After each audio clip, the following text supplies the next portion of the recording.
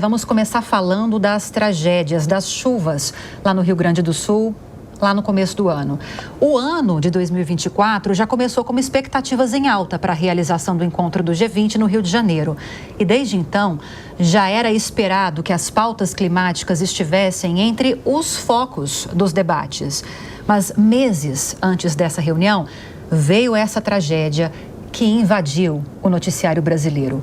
Os temporais que atingiram o Rio Grande do Sul ao longo do mês de maio deixaram várias cidades embaixo d'água. Centenas de milhares de gaúchos perderam as casas e mais de 180 pessoas morreram. A devastação também afetou a economia, o agronegócio da região, que ainda luta para se recuperar. Eu queria começar com você então, Beatriz Manfredini, que esteve acompanhando. Foram 2 semanas, Bia? Foram 2 semanas. Acompanhando essa tragédia. Como é que foi acompanhar tudo isso? Você pegou a situação no meio da tragédia e o início de um processo de volta para casa das pessoas também, né? Como é que foi tudo isso? Peguei, a gente chegou lá com a equipe da Jovem Pan 2 dias depois de que tudo começou. Então a gente ainda chegou num cenário de guerra, né, digamos assim, e a gente pegou as pessoas voltando 2 vezes para casa, que foi o que a gente comentou agora no início do Linha. A gente pegou as pessoas começando a voltar, então tentando recuperar os seus pertences, limpando a casa, levando ali objetos de limpeza, enfim, para retirar o que tinha sobrado. Não tinha sobrado nada em grande parte dos casos, mas tentar começar de alguma forma. E aí, quando a gente estava acompanhando as pessoas voltando, veio em muitas cidades um novo pedido de evacuação, porque as chuvas estavam voltando. A gente acompanhou uma chuva que veio pegando todo o estado, várias bacias iam enchendo os rios, então um atrás do outro ia enchendo, chegando até o fim do Rio Grande do Sul. Então, eles já sabiam quando ia encher de novo.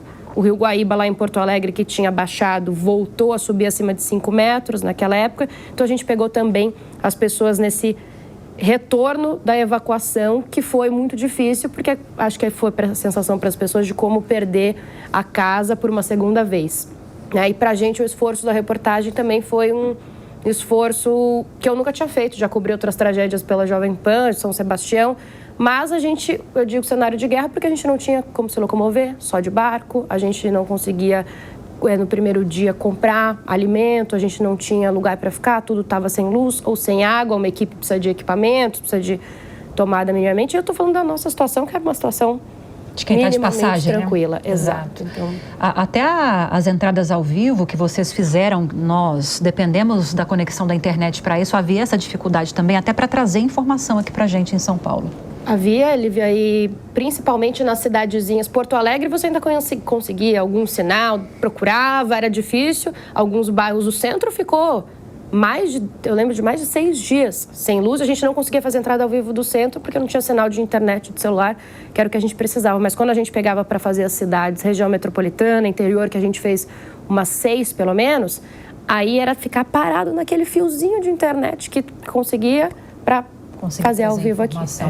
Até lembro, para quem está acompanhando a gente, que a Jovem Pan entrou de cabeça numa campanha para doação de rádios, de pilha, porque muitas vezes era o único meio em que as pessoas conseguiam se comunicar por causa de internet deficitária, até linhas de telefone também, muitas vezes com problemas, para as pessoas conseguirem se comunicar uma com as outras. E essa campanha veio muito a calhar na época, né, Beatriz Manfredini? A gente volta a falar sobre isso. Quero seguir agora na abordagem econômica com você, Bruno, porque foram vários levantamentos e ao longo da tragédia esses levantamentos iam sendo revistos um atrás do outro. Segundo o último que vi, não sei se houve outra revisão mais para frente, são quase 100 bilhões de reais em prejuízos. Prejuízos que ainda estão sendo contados, ao que me parece, né? Isso, acho que tem várias formas, né, de a gente olhar para esse prejuízo, enfim, o que foi de fato perdido e precisa ser reconstruído, simplesmente deixou de ser produzido em um momento e vai ser produzido em outro, né? A gente estimou um impacto no PIB do estado de cerca de 5 pontos percentuais, é bastante coisa, né? Lógico que os efeitos são bastante heterogêneos, né, entre agro, indústria e serviços, né? A agropecuária sentiu bastante no momento, a boa parte da colheita já havia sido feita, mas parte disso foi perdido, né, o que estava ali armazenado. Serviços é quem mais sofre, né, porque num momento ali de desespero, o que você deixa de consumir, na verdade, é serviço. E a indústria, por mais que possa ter havido por mais que tenha havido, né, algumas fábricas que tiveram prejuízos materiais, a maior parte delas, na verdade, fica parada por um tempo, mas depois consegue reativar, abrir mais um turno, enfim, a produção não é totalmente perdida, né? A indústria, nesse sentido, sente um pouco menos. Mas a grande verdade é que esses impactos ainda vão ser descobertos, né? A gente não tem dados de tão alta frequência para saber precisar. Eu estava até procurando um dado aqui com precisão, mas dá para a gente trazer de uma forma mais abrangente. O aeroporto Salgado Filho, em Porto Alegre, voltou a funcionar antes do previsto.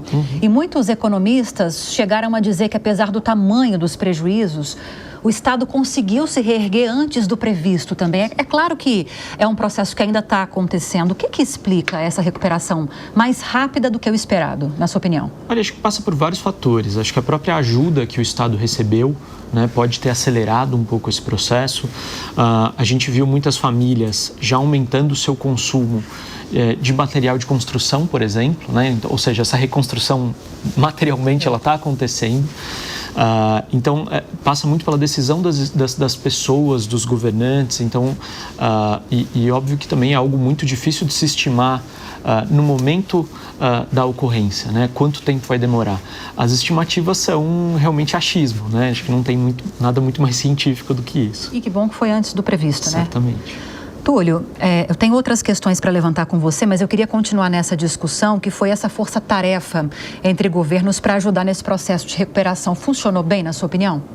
Olha, é sempre salutar, funciona, melhora muito realmente a reparação desses prejuízos, dos danos, mas o que eu queria destacar é que o Rio Grande do Sul, ele é um caso emblemático, mas ele é a ponta do iceberg.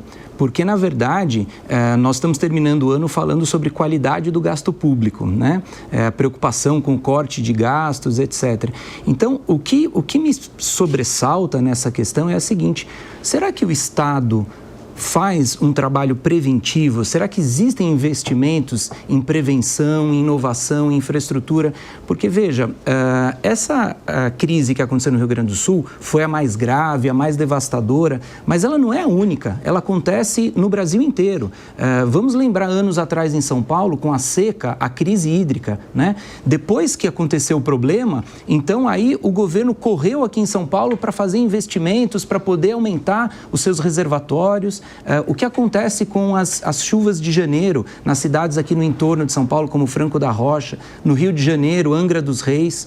Então, me parece que os efeitos climáticos, né, essa questão que vem assolando aí o Brasil há anos, carece do Estado não só contar os prejuízos, não só verificar as consequências dos prejuízos, mas efetivamente ter uma política orçamentária, uma política legal de responsabilidade orçamentária com investimentos em prevenção, infraestrutura, para poder minimizar os efeitos dessas terríveis tragédias. Eu me recordo também em São Paulo, acredito que 10 anos atrás, as enchentes em janeiro eram horríveis. Houve aquela obra, uma obra de quase 10 anos, uma obra bilionária, difícil de ser realizada, do rebaixamento da calha do Tietê. E é uma obra que, infelizmente, não dá aquele voto direto, né? Não dá uma repercussão política na hora, porque a pessoa não vê ali o benefício imediatamente, ela só vai perceber que não houve uma tragédia, então é algo muito mais indireto. Então, o que eu gostaria de salientar é isso: é preciso se preocupar com prevenção e gasto público, qualidade do gasto público. É mais barato gastar em prevenção do que na recuperação. Sim. E aí eu já introduzir esse assunto citando o G20, que uma das principais pautas, acho que a gente pode falar, a principal pauta do G20 foi a questão climática, né, Maria? E me parece que estamos atrasados, porque agora que as consequências estão latentes, as grandes cúpulas internacionais, os governos estão começando a se engajar mais nessa pauta do combate às mudanças climáticas. E de fato, eu nem diria mais mudanças climáticas, eu diria emergências climáticas. A gente, de fato, está vendo o mundo, principalmente o Brasil, tivemos uma seca, como você disse, uma seca já mais vista, uma seca tão dura que a última vista foi há 44 anos atrás. Então, o Brasil, de fato, está sentindo na pele essa emergência climática. Fenômenos climáticos, chuvas, a gente vive num país tropical, eles ocorrem e vão ocorrer sempre, todo ano. Porém, com a emergência climática, eles se tornam mais fortes e a gente sente mais. A gente viu que São Paulo, nesse ano, foi ganhou no ranking de cidade com pior qualidade de ar no mundo. Então, de fato, a gente está vendo que a gente está numa situação quase que calamitosa, né? Nossos colegas falaram aqui. E qual é o impacto político disso, né? A gente vê que, atualmente, essa temática perde com a polarização porque vira mimimi de ecochato. Só que não é uma questão de ecochato, né? Ecologista chato. Não é uma questão de esquerda ou direita, é uma questão de todos nós. Então, essa pauta, ela ganhou um espaço quase que marginalizado nas eleições municipais, principalmente aqui de São Paulo. A gente viu que no final do segundo turno ela começou a ganhar mais destaque com o problema da Enel, e o Túlio tocou numa questão muito importante, a questão da prevenção. Aqui o investimento é pífio. Eu pego, por exemplo, a cidade de São Paulo. A gente sabe que a Defesa Civil é o órgão encarregado de cuidar da questão, né, das emergências climáticas. Aqui em São Paulo, a Defesa Civil, ela é acoplada à pasta de segurança pública, que, pasmem, recebe apenas no orçamento total 1% do orçamento da cidade de São Paulo. Então, ainda não há, de fato, a prioridade que deveria ter, esse olhar cauteloso. A gente aqui não tem, por exemplo, a cidade de São Paulo, que é uma cidade exemplo, a maior cidade do Brasil. Ela não tem um plano de contingência, de prevenção, com as áreas de risco, de fato, eficientemente mapeadas. E como você falou, Olivia, está na pauta da economia global, está na pauta dos países, né? O G20, a gente viu a COP acontecendo agora, a COP29 que aconteceu no Azerbaijão, que, assim, os especialistas falaram que foi, assim, um fiasco. Eles não conseguiram atingir os objetivos que eles deveriam atingir. Foi num país que é exportador de petróleo, e a gente vê países como Vanuatu, por exemplo, que vão sumir do mapa por questões das emergências climáticas. Então, ainda há um espaçamento que não é para uma pauta que não tem a prioridade que deveria ter, porque não é eleitoreira, e ainda existe a perda, né, da importância por conta da polarização, como eu falei aqui. Vocês já citaram aqui na mesa, né, as tragédias climáticas e tempestades para além do que aconteceu no Rio Grande do Sul. Vários estados foram afetados por inundações. São Paulo, estamos falando aqui, sofreu e segue sofrendo com a falta de luz, que também teve destaque ao longo de 2024. Os apagões se tornaram rotina após essas chuvas que estão ficando cada vez mais severas e frequentes. E as críticas contra a Enel nesse contexto só vão aumentando. O Ministério de Minas e Energia ameaçou cassar a concessão da empresa.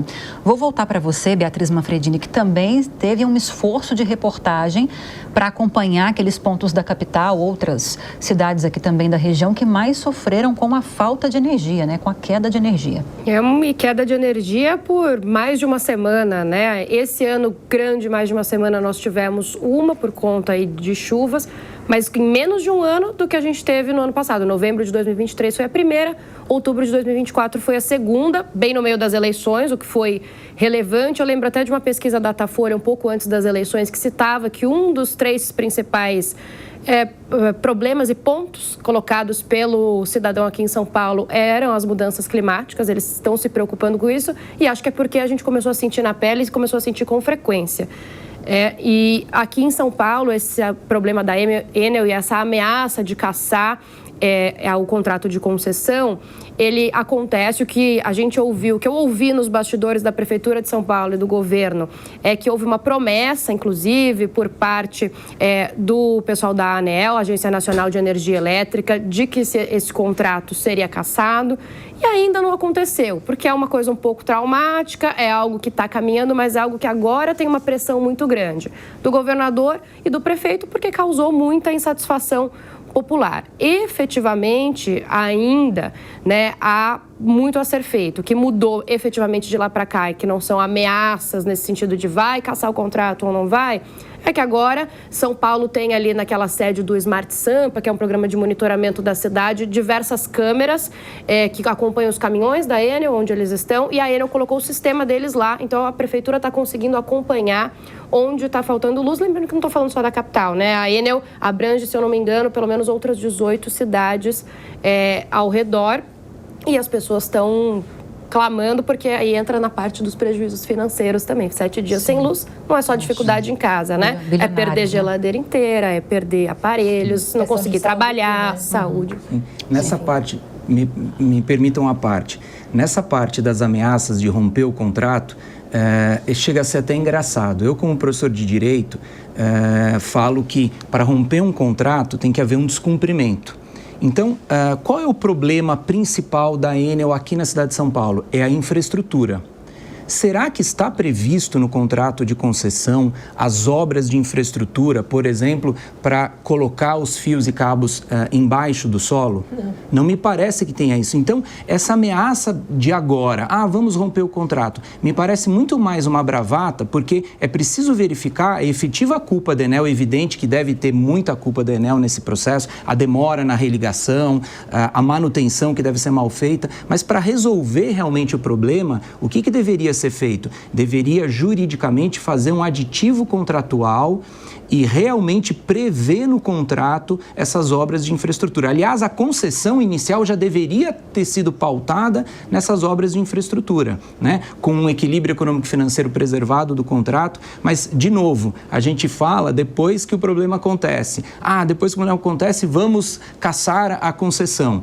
Ok, tem que cassar a concessão se houve falha da Enel, realmente, ou aplicar as penalidades na sua proporção adequada. Mas, para além dessa bravata no final, após acontecer o problema, é preciso pensar de novo em prevenção e infraestrutura. Como começou, né? Se eu puder fazer um pequeno comentário, nas coletivas da Enel, é exatamente isso que eles alegam, que o contrato está sendo cumprido, então que eles não se sentem ameaçados. E o contrato é um contrato de mais de 10 anos e que não foi pensado, como você bem citou, preventivamente. E com base nisso, quem está errado, então? Isso, só esse contraponto. Você tem toda a razão, é isso que a gente está falando. Uma coisa são as obras de infraestrutura.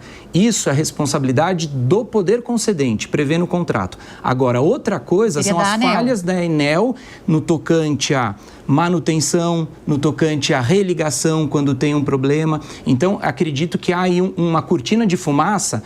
A Enel quer se defender dizendo a culpa é só da infraestrutura. Realmente é uma culpa grande a infraestrutura, uma culpa do governo. Mas a Enel também tem as suas falhas. As falhas na religação, na manutenção. Então, a culpa, Lívia, é dividida. É de todo mundo. Só me permite uma questão também, existe uma problemática de qual empresa vai conseguir, se romper, né, o contrato com a Enel, qual a empresa que vai conseguir dar conta assim em cima da hora? Isso é um dos argumentos que se dizem com a questão do rompimento do contrato com a Enel aqui da Prefeitura. Nenhuma outra empresa tem o aparato e toda a infraestrutura que a Enel tem para conseguir contemplar a cidade de São Paulo. Se me permitem uma parte, tem uma questão muito grave com a Enel e a sua administração. Nos últimos anos, a Enel reduziu um quadro de funcionários, nos últimos 5 anos, em mais de 50%. Ou seja, teve quase que 50% de redução também nos custos operacionais e um aumento de 19% na demanda da energia. O tempo de atendimento para emergências aumentou em 72% de 2021 a 2024. Ou seja, diminuiu o funcionário, diminuiu o investimento e aumentou as reclamações e as problemáticas. Tem que ver se essa questão também está prevista em contrato. Não pode reduzir? Qual que é o mínimo? São detalhes que precisam ser observados. Exatamente, precisa ser fiscalizado. E pegando um gancho no que a Maria falou, muito bem colocado, mesmo que não seja possível trocar de uma hora para outra o concessionário por conta do princípio da continuidade, e é fato que o serviço não pode parar, né? Não pode ter uma interrupção, mas por que não já lançar uma nova concessão? Lançar uma nova concessão que tenha realmente a previsão dessas obras de infraestrutura necessárias, e aí sim, eu tenho certeza que novos players, novos concessionários vão ter interesse e vão se capacitar para essa nova licitação. E aí a Enel, forçadamente, terá também que se modernizar, que se atualizar a uma nova realidade. A concessão atual expira em 2028. Exato. Há tempo para que isso aconteça. Temos aí 3 anos, pensando que 2024 já terminou. Temos 3 anos pela frente, então assim, há tempo para que isso seja feito e há possibilidade, informações correram nesse sentido, a Bia pode me corrigir, que pode ser que a concessão seja prorrogada, renovada, mesmo diante de todos esses acontecimentos. Foi isso que se falou, né, Bia? Foi, Lívia. São 2 frentes, né? Tem a frente que conversa com o governador e com o prefeito, que, por conta dessas pressões, promete tentar romper o contrato. E tem essa frente de que os indicadores, é isso que eles alegam, os indicadores que medem se a concessão está sendo cumprida no contrato estão dentro da margem esperada, mesmo com o tempo de falha aumentado. Então, são 2 argumentos diferentes.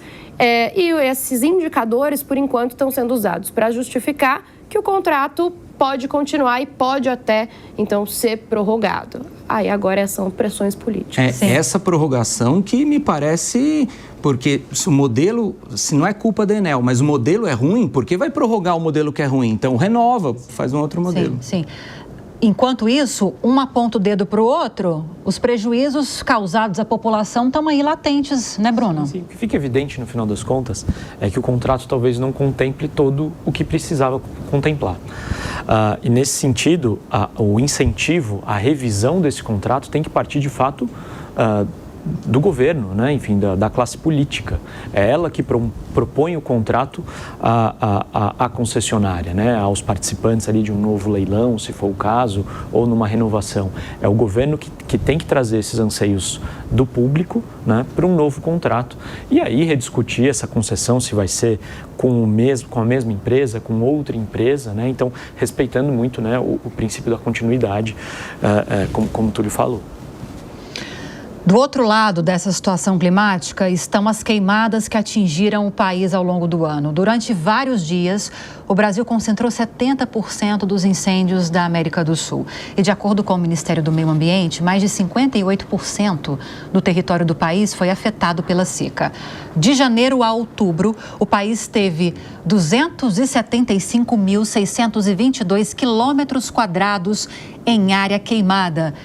E aí, Maria de Carli, são prejuízos à biodiversidade incalculáveis, alguns que a gente nem vai conseguir recuperar, além dos prejuízos financeiros. De fato, aponto novamente, né, isso a gente sabe, né, a questão das queimadas, elas são, de fato, tem uma grande porcentagem aí provocada pelo humano, pela questão humana, né? Uma prática que a gente tem aqui no nosso país. E também isso se exacerba com a questão da emergência climática que eu disse aqui. Como eu falei na minha fala inicial, o Brasil vivenciou uma das suas piores queimadas nos últimos 40 anos. Queimadas não, secas, perdão.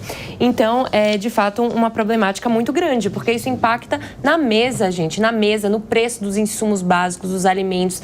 Isso tudo é todo um ecossistema que se problematiza e que custeia na qualidade de vida do brasileiro, gente. Isso não é um problema só local, do local que ocorreu a queimada. Isso tem que se atentar e, de fato, parar na mesa dos governantes como a gente deve proceder em relação à questão da prevenção, à questão do respeito à biodiversidade no Brasil, não ser só mimimi de ecochato. Isso é um problema de todos nós e combater, né, essa problemática de maneira eficiente e que possa melhorar a situação do clima e prestar atenção nesses eventos internacionais que são muito importantes, porque a gente pode também olhar outros países, o que eles fazem, como é que eles têm a tecnologia para isso e copiar aqui também. Nós somos um país, né, muito grande em biodiversidade. Túlio, nesse sentido de combater as queimadas, o avanço dos incêndios aqui no Brasil, nessa época de seca, calor intenso, houve mudanças em legislações, sobretudo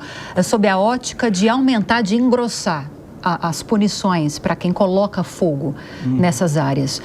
Mas pouco se fala de mudanças estruturais na base educacional para que isso não aconteça. Está faltando uma atenção maior nesse lado, campanhas, além de bater muito na tecla só de aumentar a punição, a própria fiscalização para identificar as pessoas que estão cometendo essas irregularidades. Avançamos nessa tragédia que tivemos aqui nesse quesito? Não, infelizmente não. Os assuntos são diversos aqui, mas parece que a gente gira em torno do mesmo problema, né? O problema está na proposta de soluções paliativas depois que acontece o problema. Então, é evidente que um rigor maior da legislação que pune essas atividades criminosas, no meu entendimento, que há polêmicas também sobre se a dosimetria da pena mais rígida, ela elimina ou não o delito, mas eu entendo que sim, que é salutar, mas é muito pouco, Lívia, como você destacou. Eu vou citar de novo o caso da seca que nós tivemos, que ocasionou uma perda da capacidade dos reservatórios de água. Se tivesse sido feita infraestrutura antes, provavelmente o impacto seria muito menor, se tivesse aumentado a capacidade dos reservatórios antes da seca. Quando nós vamos para esse cenário das queimadas, das secas aqui na agricultura, e nós olhamos para a Constituição, nós vamos verificar que o Estado ele tem a obrigação de intervir na economia. não uma intervenção radical, não uma intervenção de países socialistas, mas ele também não é um modelo constitucional do Estado absolutamente ausente.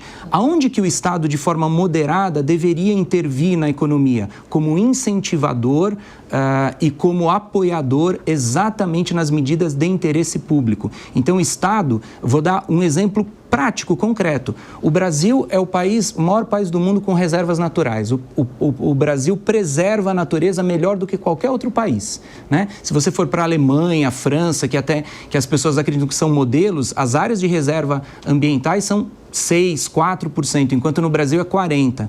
Então, por que o Estado não conduz realmente de forma séria na sua diplomacia internacional, a exigência de que o Brasil receba recursos para aportar nessas áreas, para se prevenir em relação às emergências climáticas, para poder melhorar a infraestrutura da sua agricultura, já que o Brasil faz isso em prol dos outros, por que não se cobra isso? Por que o Estado, no seu gasto público, na sua legislação, não incentiva aquele produtor, aquele agricultor que realmente se preocupa com essas questões climáticas? Eu ia até pegar carona rapidinho, isso que você falou, o Brasil, né? O Brasil, ele é um anfitrião dessa pauta, inclusive, climática, né? Internacional. Ele se vende como o grande diplomata e percursor dessa pauta de desenvolvimento sustentável. Eu acho que a gente precisa incorporar. A gente está perdendo uma oportunidade. Né? Total, eu concordo com você. E o que eu li, no final desse encontro sobre as emergências climáticas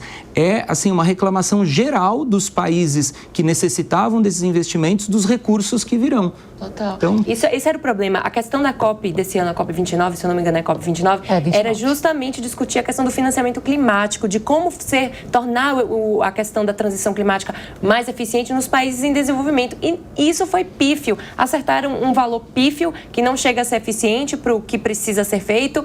A questão de ter sido num país como o Azerbaijão foi muito ruim, porque o que se diz nos bastidores é que tiveram várias negociatas com empresas que exportam gás e petróleo lá dentro, porque é um país que tem um lobby forte para isso. Então, assim, qual é a importância que se dá com relação à questão das emergências climáticas? Isso vai impactar a vida de todo mundo, né? Então, assim, é uma questão muito emergente. Precisa de dinheiro, não adianta. Por isso porque precisa de infraestrutura. Para combater esses efeitos, precisa de infraestrutura, precisa de dinheiro. Eu me recordo, na época da crise da água aqui em São Paulo, que o orçamento da Sabesp era de 2 bilhões ano. Para conter esse problema, ela teve que subir para 6 bilhões. Então, como é que a gente vai conter a seca na agricultura? Precisa ter reservatório de água. Custa caro isso. Então, precisa de dinheiro, precisa de investimento. É isso. Sobre essa questão que você levantou, que Sim. o financiamento na COP29 ficou muito abaixo do que eles queriam, eu estava com um dado na cabeça, mas agora confirmo para trazer aqui para a audiência. O montante aprovado, Maria e quem nos acompanha, foi algo em torno de 300 bilhões de dólares anuais. Só que o valor pedido, parece muito, né? Só que o valor pedido foi acima de 1 trilhão. Então, foi 1,3 trilhão. Então, é um valor bem menor, né? Veja, é isso. Qual é a importância que se quer ter? Porque eu entendo, já temos a estrutura baseada na infraestrutura poluinte, que gera gases de efeito estufa. Isso é fácil, é curto prazo. Tipo, eu entendo a questão do valor, mas é um esforço que tem que ser feito com todos os países, todos nós. E a gente vê que... Bom, né? Teremos uma oportunidade aqui no Brasil, em novembro do ano que vem, COP30 em Belém, no Pará. Mas aí é um assunto para um programa da semana que vem, que vai falar das expectativas para 2025. Ouvi falar que não tem nem quarto de hotel, hein? Ixi. Não começa não, Maria? Levantar polêmica aqui. Não começa não. Bom, gente, já que a gente está discutindo aqui financiamento